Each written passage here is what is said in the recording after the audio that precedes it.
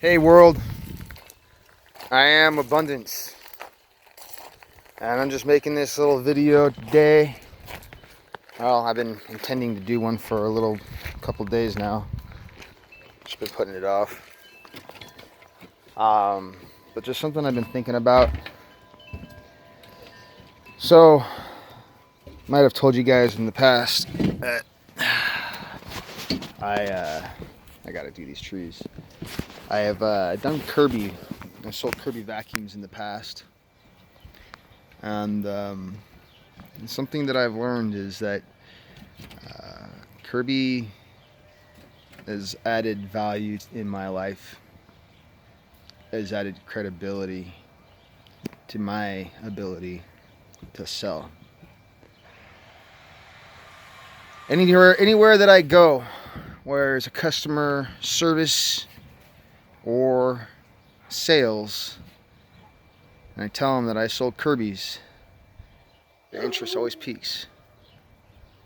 And when they find out that I did it for a long period of time, which, I mean, maybe 8 months isn't a long time, but it's not a short amount of time. Dogs barking. I did pretty decent, I think. Made some decent money. Anyways, they're always interested about that, and it always seems to be the clincher. If everyone on the fence during the interview or what have you, I just dropped that. Oh yeah, I sold Kirby vacuums. Did a real good job. I loved the type of stuff. It always seems to push them over the edge on making the decision to hire me. So if you're young enough, wind chimes. If you're young enough and you're outgoing enough, you got high energy, and you're tenacious, Kirby vacuums is a good start. You'll learn how to knock on people's doors. And that's a really difficult thing to do. People go, oh, it's just knocking on doors. No, it's not just knocking. It is. But you have to convince people that don't know you. You have to convince them to let you into their home. And then you have to sell them a near $4,000 machine that they weren't intending on buying. So you pick up a lot of skills if you can do it, and they're valuable skills. And anywhere you go, you'll be able to use that and say, hey, I sold Kirby vacuums, did a good job. I sold 9 Kirby's in 1 week, made $3,000, kind of stuff. Just people don't understand what that means, but the average person has a hard time selling 9 Kirby's in a month. So if you can do that in a week, you're doing good. Anyways, if you don't know where to look, and or you don't mind traveling to get your money, I recommend very highly that you go or call Big Sky Distribution, or just Big Sky Distributing. Yeah, Big Sky Distribution. Anyways, they're out of Montana. Was it Ryan Wagner, I think his name is the owner. He's a good dude. A little off sometimes, but so am I.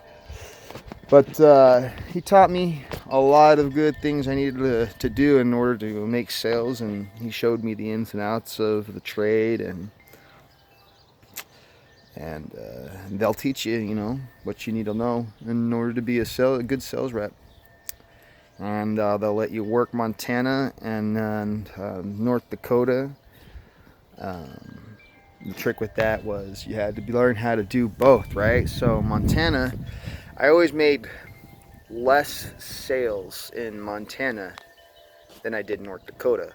However, when I made my sales in Montana, they were always high ticket, high commission, versus North Dakota, where I made a lot of sales, but they were always low commission. You know what I mean? So if I wanted to make my money, I sold in Montana, and if I wanted to get my numbers up, I went to North Dakota. I'm sorry, I'm in Idaho now. Idaho's not a bad place to do it either. I just don't know any Kirby distributors out here. But Big Sky Distribution, is, I think, the name that he went by.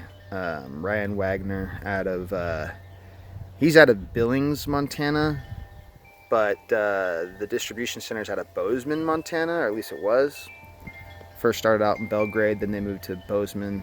So I don't mean if they're still there or not. It's been like 10 years since I've done it, but yeah, if you want to take your skills, your sales ability up 2 notches, and you're young enough to do it, and you have the energy and the tenacity to do it, selling Kirby vacuums will forever be a tool in your belt that you can utilize, and it'll open up doors for you in other fields. People respect how hard it is to do, so if you can do it and you can do it well, they'll respect you. Another thing I wanted to talk to you guys about, I've been telling you about right now, heating and cooling, the HVAC company that I've been working with. Told you that I haven't found anything shady that they do. Well, I did.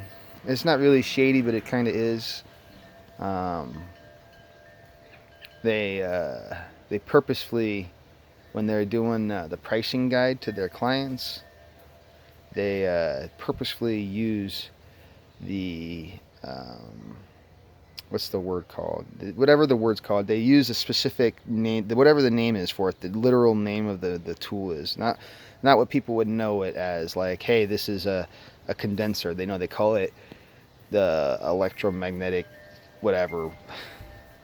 Bad example, but anyways, they change the names to the less common known name, to the less layman term name, because they don't want the customers to know what that part actually is, so that way the customer can't just go Google it and figure out how they can get it way cheaper, Now, I mean, there's a reason for it. The customers tend to get confused and they buy things that they're not supposed to buy, and people think that they know what they're doing, don't know what they're doing, and then they get mad because they thought they were told something when they weren't. So I get that, and it protects the company, from losing out on money. So I get that too, but it's kind of like smoke screen. Like, hey, what's that over there? Oh yeah, okay, now it's gonna be $300. Okay, cool, for a part that would probably cost $50-$60. Every company has a way to make their money, I guess.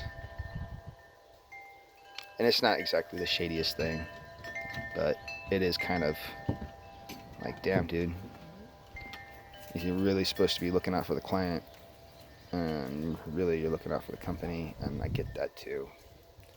Anyways, I figured I'd just share that with you guys because I told you I would if I found something, and that's about it so far. Well, I'm going to let this go. Thanks for taking the time to watch. Don't forget to like and subscribe. If you have a comment, please leave one. I'm always down to absorb any wisdom anybody has or critiques, or if you just want to say hey.